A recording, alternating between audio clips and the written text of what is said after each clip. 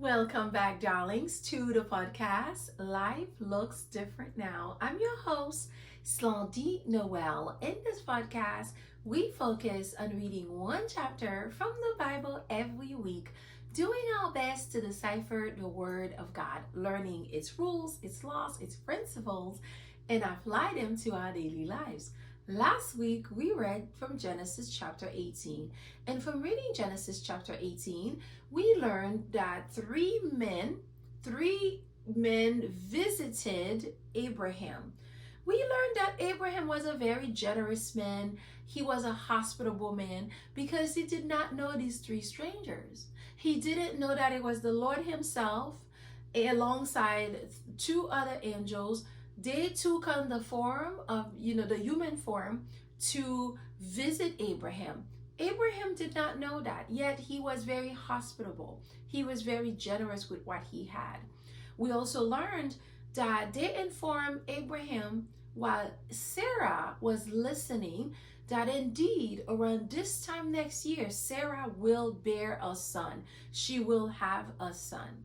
We also learned that the three men walked with Abraham to the edge of the city, and there the Lord informed Abraham that he will be destroying Sodom and Gomorrah because their sin is so great, it's so abominable.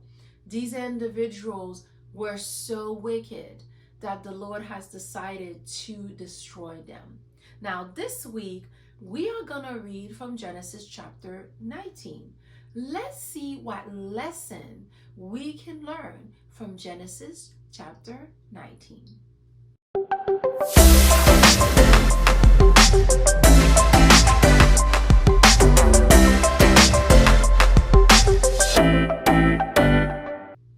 Now, before I go ahead to reading Genesis chapter 19, I have a favor to ask. Please remember to like, share, and subscribe to this channel. As you and I are learning the Word of God, others want to do the same. Give them the gift of knowledge. And of course, you'll be helping this channel to grow. Thank you in advance. Now let's get on to reading Genesis chapter 19. God rescues Lot.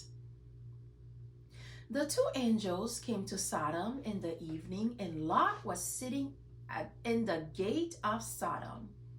When Lot saw them, he rose to meet them and bowed himself with his face to the earth and said, "My lords, please turn aside to your servant's house and spend the night and wash your feet. Then you may rise up early and go on your way." They said, "No, we will spend the night in the town square." But he pressed them strongly, so they turned aside to him and entered his house. And he made them a feast and baked unleavened bread, and they ate. But before they lay down, the men of the city, the men of Sodom, both young and old, all the people to the last man, surrounded the house. And they called to Lot, "Where are the men who came to you tonight? Bring them out to us that we may know them." Lot went out to the men at the entrance, shut the door after him, and said, "I beg you, my brothers, do not act so wickedly. Behold, I have two daughters who have not known any men. Let me bring them out to you and do to them as you please. Only do nothing to these men, for they have come under the shelter of my roof." But they said, "Stand back." And they said, "This fellow came to sojourn, and he has become the judge. Now we will deal worse with you than with them." Then they pressed hard against the man Lot and drew near to break the door down. But the men reached out their hands and brought Lot into the house with them and shut the door. And they struck with blindness the men who were at the entrance of the house, both small and great, so that they wore themselves out groping for the door. Then the men said to Lot, "Have you anyone else here? Sons-in-law, sons, daughters, or anyone you have in the city? Bring them out of the place. For we are about to destroy this place, because the outcry against its people has become great before the Lord, and the Lord has sent us to destroy it." So Lot went out and said to his son-in-law, who were to marry his daughters, "Up, get out of this place, for the Lord is about to destroy the city." But he seemed to his son-in-law to be jesting. As morning dawned, the angels urged Lot, saying, "Up, take your wife and your 2 daughters who are here, lest you be swept away in the punishment of the city." But he lingered. So the men seized him and his wife and his 2 daughters by the hand, the Lord being merciful to him. And they brought him out and set him outside the city. And as they brought them out, one said, "Escape for your life. Do not look back or stop anywhere in the valley. Escape to the hills, lest you be swept away." And Lot said to them, "Oh no, my lords. Behold, your servant has found favor in your sight, and you have shown me great kindness in saving my life. But I cannot escape to the hills, lest the disaster overtake me and I die. Behold, this city is near enough to flee to, and it is a little one. Let me escape there. It is not a little one. Is it not a little one?" As morning dawned, the angels urged Lot, saying, "Up, take your wife and your 2 daughters who are here, lest you be swept away in the punishment of the city." But he lingered. So the men,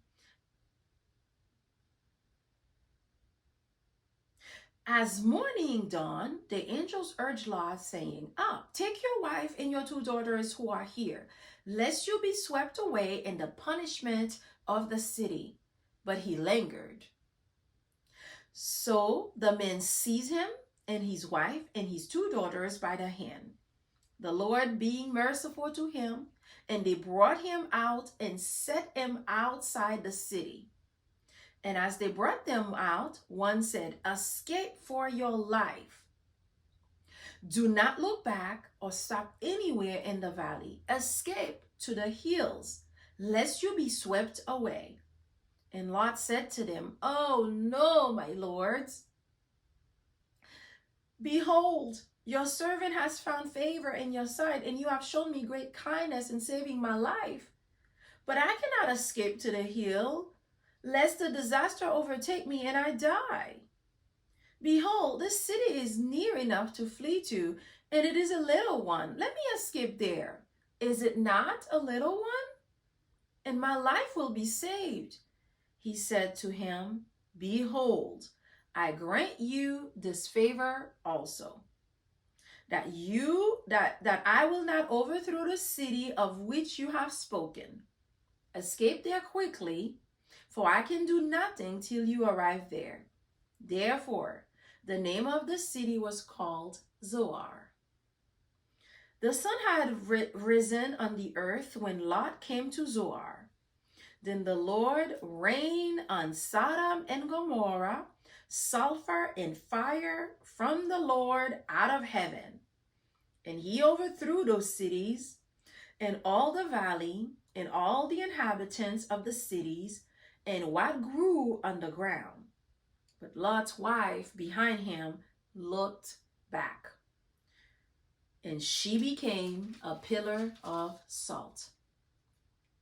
And Abraham went early in the morning to the place where he had stood before the Lord, and looked down toward Sodom and Gomorrah, and toward all the land of the valley. And he looked, and behold, the smoke of the land went up like the smoke of a furnace. So it was that when God destroyed the cities of the valley, God remembered Abraham and sent Lot out of the midst of the overthrow when he overthrew the cities in which Lot had lived. Now Lot went up out of Zoar and lived in the hills with his two daughters, for he was afraid to live in Zoar. So he lived in a cave with his two daughters. And the firstborn said to the younger, "Our father is old, and there is not a man on earth to come in to us after the manner of all the earth. Come, let us make our father drink wine, and we will lie with him, that we may preserve offspring from our father." So they made their father drink wine that night, and the firstborn went in and lay with her father. He did not know when she lay down and when she arose. The next day, the firstborn said to the younger, "Behold, I lay last night with my father. Let us make him drink wine tonight also. Then you go in and lie with him, that we may preserve offspring from our father." So they made their father drink wine that night also. And the younger arose and lay with him, and he did not know when she lay down or when she arose. Thus, both the daughters of Lot became pregnant by their father. The firstborn bore a son and called his name Moab. He is the father of the Moabites to this day. The younger also bore a son and called his name Ben-Ammi. He is the father of the Ammonites to this day. Listen, I said it before and I'm going to say it again. Like, the Bible is full of stories of the human condition. Like, seriously, you're gonna read a lot of things in the Bible that you may feel like is just unconscionable, like I do. Okay, like the Bible is really teaching us about the human condition, what we are capable of doing, what we have done in the past, and how our behavior, the way we behave is nothing new. Because really, as we've been reading here, we can see there's really nothing new under the sun. Genesis chapter 19 is probably one of the most shocking chapters in Genesis. Yes, I know we read from the previous chapters how God destroyed the whole planet through a flood. But this chapter here is, to me, is even more shocking than what we've been learning so far. The chapter opens up, the title of the chapter is God Rescues Lot. Now remember from Genesis chapter 18, when the Lord visited Abraham and told Abraham that Sarah was going to have a child around this time, but also God also shared with Abraham that he was going to destroy Sodom and Gomorrah because these individuals' behaviors were so outrageous that God couldn't tolerate them anymore. And God talked to Abraham and told Abraham about it. And Abraham, of course, knowing that all these individuals in the city were going to suffer, knowing that his own nephew Lot was living in Sodom, of course he became fearful, and he wanted for God to spare these cities. And as you can see in that chapter, God humored Abraham, right? Like by discussing the conditions in which Sodom must meet in order to avoid destruction. But as we can see here, Sodom and Gomorrah did not avoid destruction. Now, the Lord left Abraham and sent the two angels that dined with Abraham in Genesis chapter 18 to go into Sodom and Gomorrah to destroy these two cities. Now we have to remember, Lot is one of these men who clearly did not learn his lesson, okay? So we have to remember from Genesis, back at Genesis chapter 6, Lot was captured after a war erupted in Sodom and Gomorrah with, the war of the seven kings.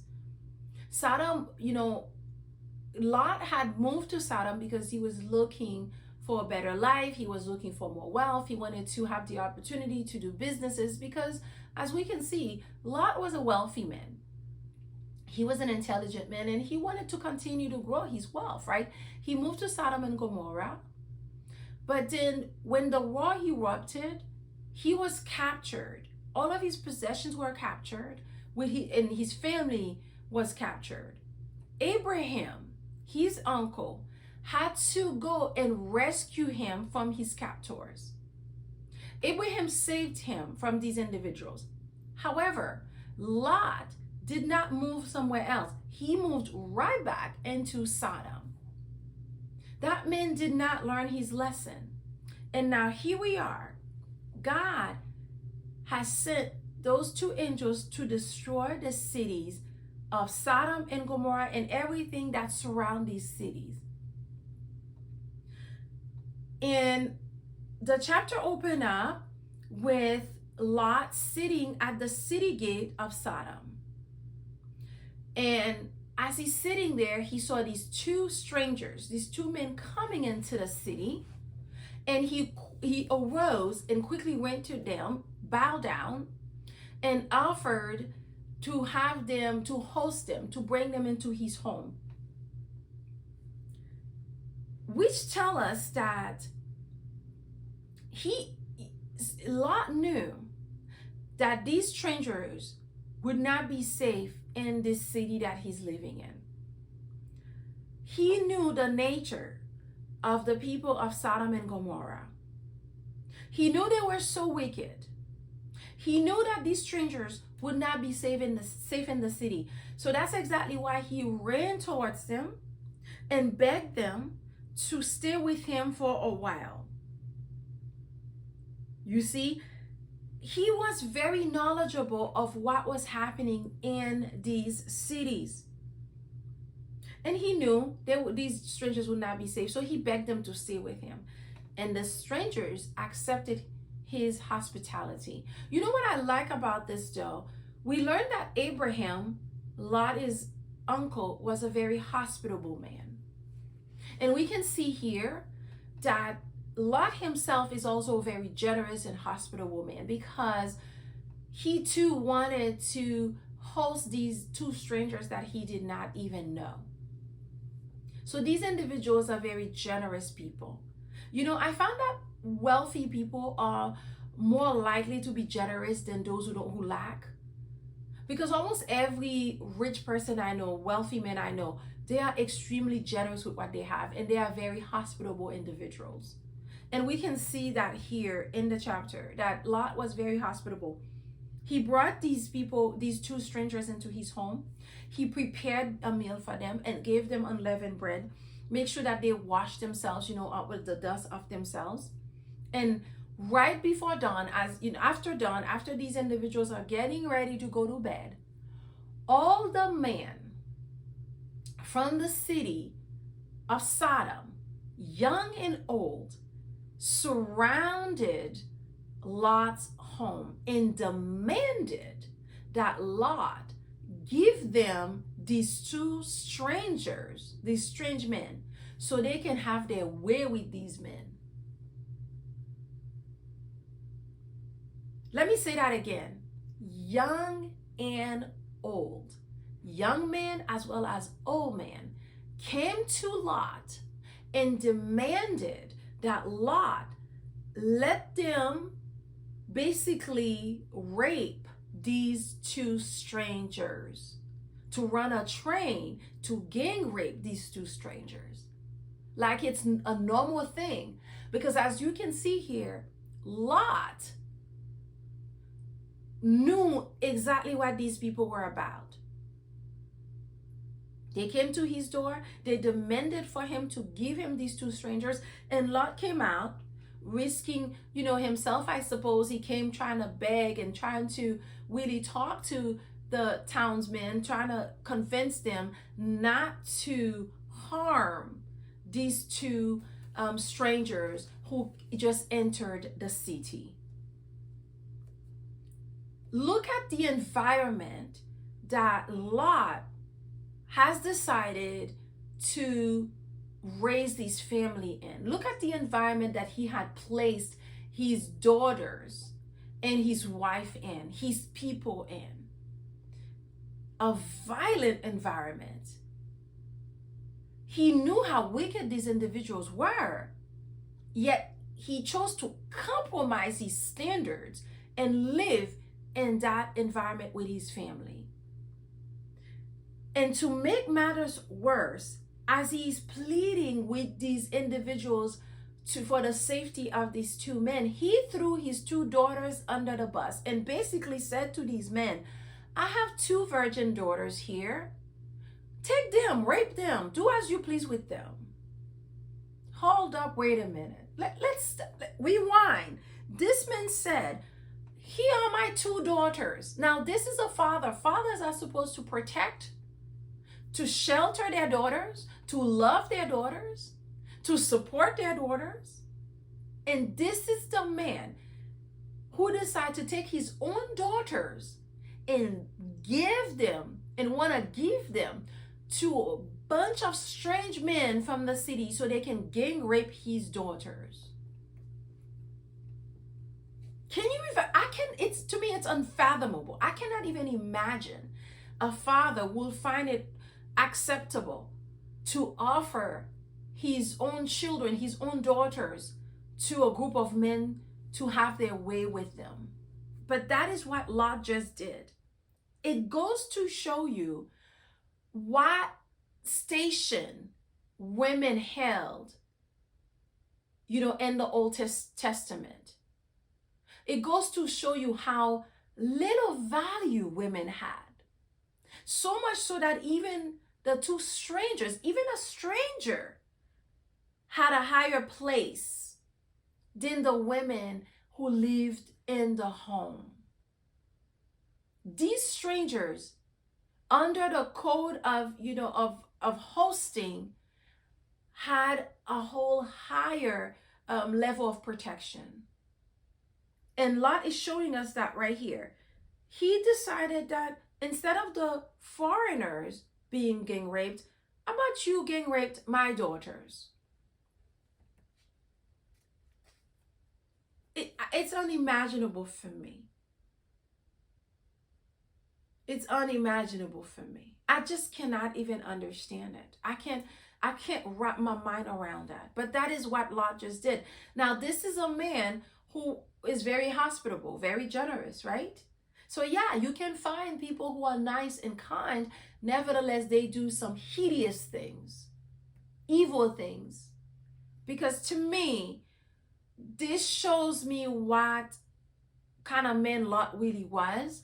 And it also shows to us how little value women had in society. People are complaining today how women don't have any say, or we women don't have, much rights, and we don't have much value. But listen, the Old Testament is telling us that we've come, a long way. Because a woman couldn't even speak, a woman couldn't even eat in the same room with a man, with a strange man. A woman couldn't even be in the presence of any man. And there are some cultures today in the Middle East where this is still the case, where women have no say whatsoever. They have so little value. Their lives mean so little to the rest of society. And listen, these men of the city got angry with Lot. And they said to themselves, who does he think he is? He's just a stranger here. He's a foreigner in our land. This is our land. He moved over here. We allow him to stay in this space so he can do his business. And he thinks he can be the judge of us. He thinks he can judge us. We are going to do to him worse than we are going to do to these foreigners, these two strangers. So they were ready. They were ready to really destroy Lot.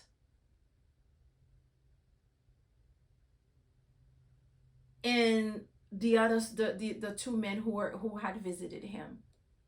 But blessed be, the angels intervene. They physically intervene and they grab Lot and pull him back into the home and secure him. And then they strike the man at the gate with blindness. So these men couldn't see anything. They were groping at the gate. They couldn't see anything. And then the angels ask Lot, is there anyone else that you may have in the city? Any friends, any families, any sons-in-laws that you have in the city that, you may want to get out of the city because we are about to destroy the city. God has heard the cries from this city. God has seen the wickedness of the city. God sent us here to destroy the city. Make sure you get your people out. And Lot went to his future son-in-law and was talking, letting him know what's going to happen. And these men did not even believe Lot anyway. So they took what he was saying as a joke, which tells us that Lot, first of all, may have had wealth. He was not much of a leader. He was not, because a man who was a leader is a man people actually respected, right? People respect, people give value to what they have to say. No one cared about anything that Lot had to say. Not the men from the town square who came to rape those strangers, and certainly not his future son-in-laws. They thought he was jesting. They thought he was, he was a comedian in some sort. So they basically laughed the whole thing off, did not take him seriously. And then we learned that it was almost dawn when these angels had to basically force Lot out of the city because Lot lingered. Now this man just learned that this city is going to be destroyed. The city he's living in is about to be destroyed. Everybody is going to die. And yet here he is with his family lingering, taking their sweet old time, to pack their stuff, the things they needed, and leave the city. Can you imagine? Imagine if, you get the news that a hurricane's coming through, or I don't know, that within 24 hours there will be an earthquake in where you live, everything will be destroyed. Now, would you stick around? Would you linger? If you have that kind of inside knowledge, would you linger? Of course not. No one with common sense, no one who actually values their life would linger. You will be running for the hills. But as we can see here, Lot lacked wisdom. He lacked wisdom by putting his family in danger, by surrounding his children, his wife, putting them in an environment that is extremely toxic. Okay, and now he's being given the opportunity to run for his life, take his family and depart, but he's lingering.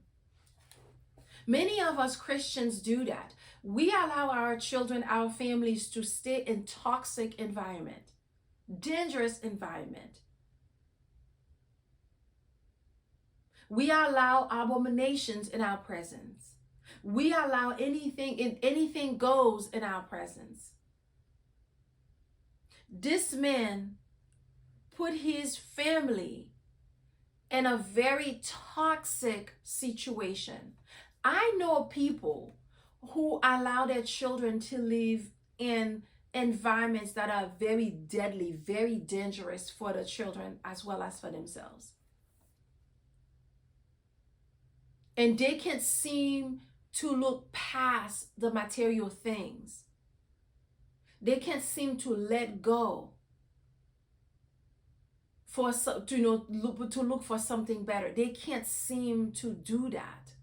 This man was so concerned with making money that he put his family in to live in a very dangerous place.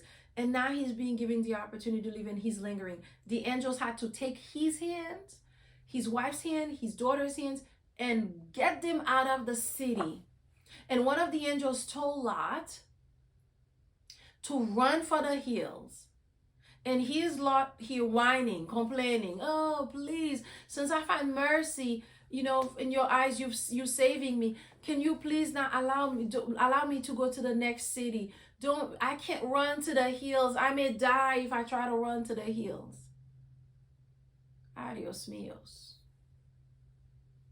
I may die, so I don't want to run there. Let me go to the next city. And the angels found mercy on him and said, okay, sure, go move to the next city, the city of Zoar.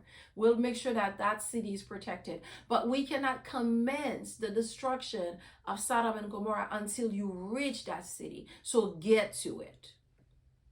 So there's Lot running to the city, and he got there.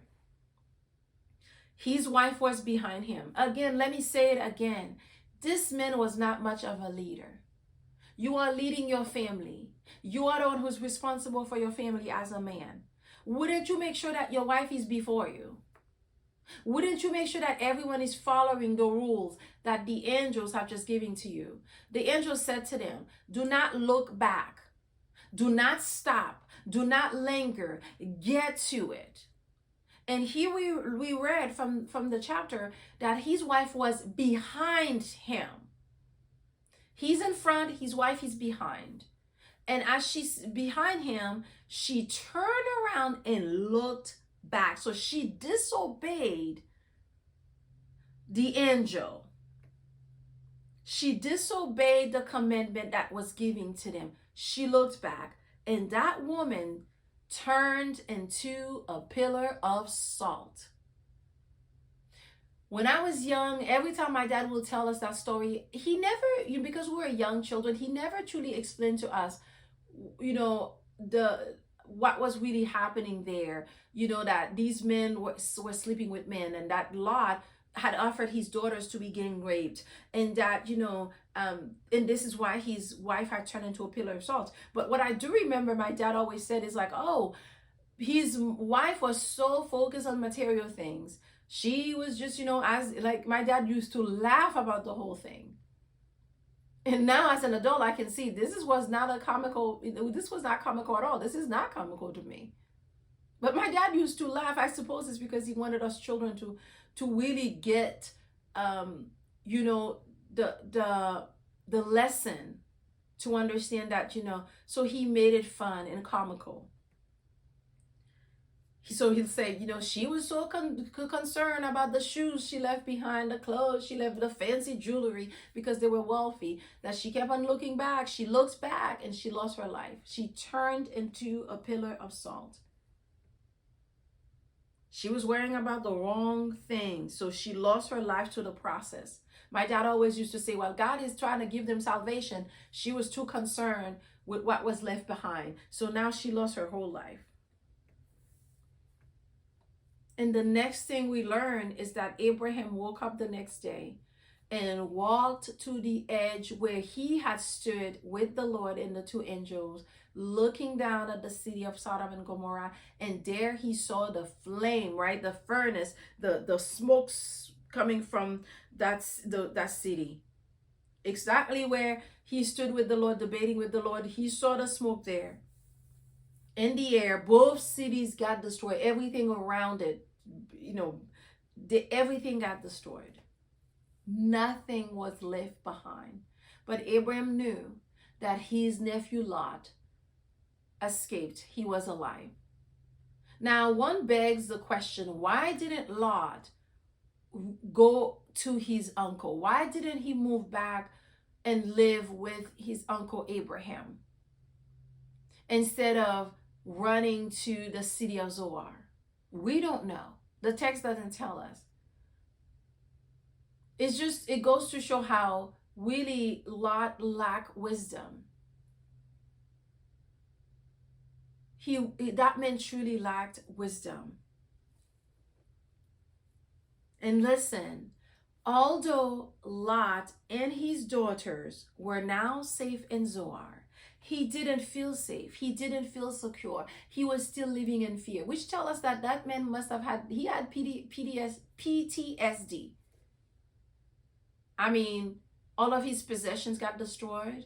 Everyone he knew was gone, right? Because when he was living in the city of Sodom, he was doing business there, so he knew a lot of people, and he had his own employees there, his servants. Everything got destroyed. Everything he owns got destroyed, and now his wife got turned into a pillar of salt. And now here he is with these two daughters. I'm sure that man was in mourning. PTSD set in, and he was so afraid he didn't even want to stay in the city of Zoar. He decided to run to the hills. Oh, now he's running for the hills. He decided to run to the hills and settled in a cave with his two daughters. This man had no wisdom whatsoever. And there, while they are living in the cave, the most tragic thing happened. Now his daughters lost all hopes of ever finding a man to marry, to settle down with, and have children with. His daughters became desperate. They became desperate. And they took matters into their own hands. And they decided that they were going to get their father drunk and lay with him and sleep with him.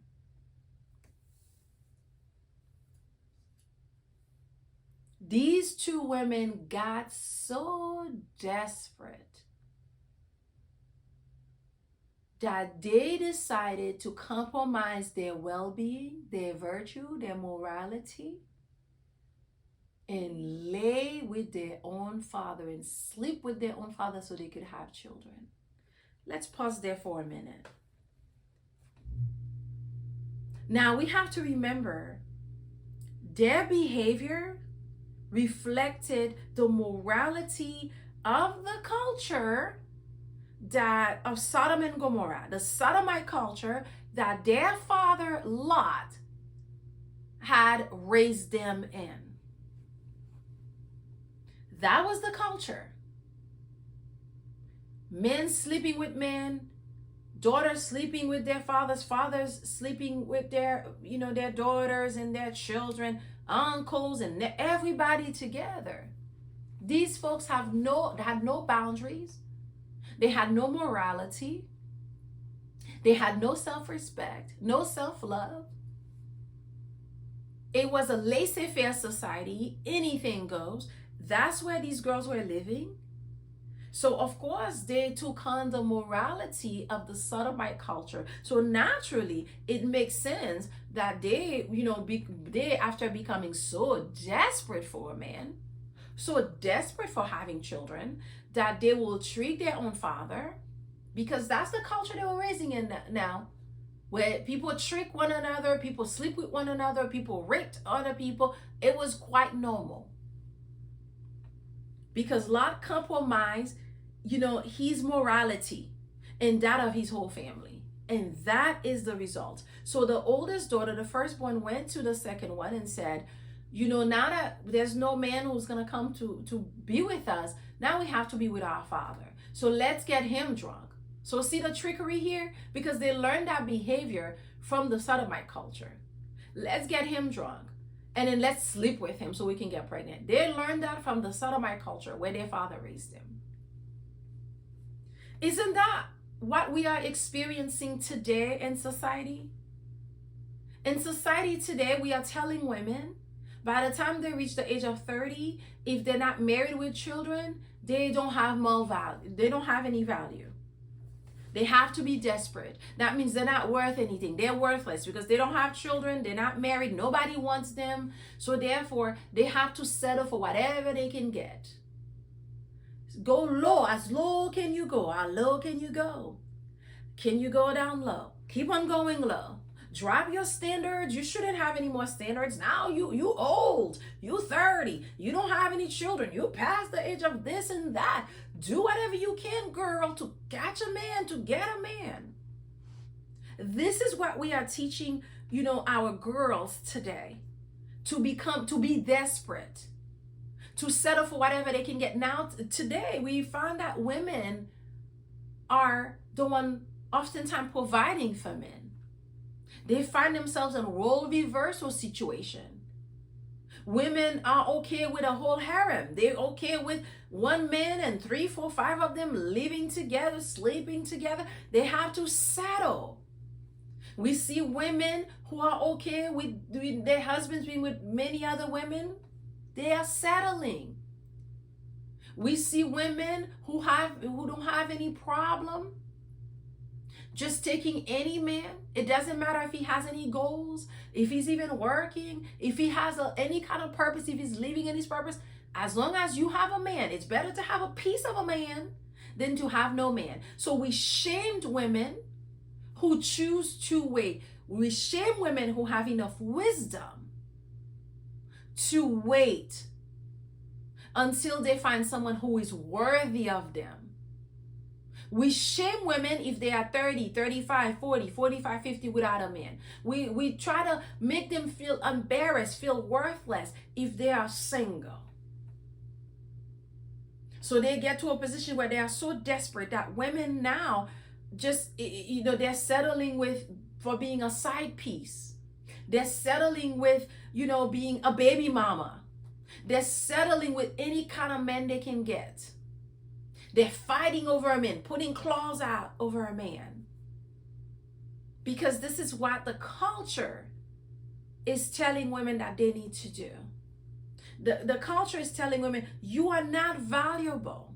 You are nothing if you are not attached to a piece of man. And this is what these 2 young women just did.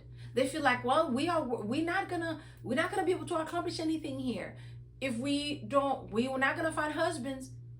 So let's write our father. My goodness, such an abomination. So their children now are the product of incest. But this is what's happening in our culture today. And unfortunately, it's not even that huge of a difference in the church. I have found young women who are in the church who think it's normal for them not to be married and just be a baby mama, because they feel like, well, better that I have something, because if I don't have anything, right, then I don't want to be left with no children, with nothing. And this guy, he may not be much of it, but hey, at least he has a penis, so let's hang on to that. So these girls treat their fathers just like today women are tricking themselves and men are tricking women. Society overall is tricking women to lower their standards, to devalue themselves, to disrespect themselves,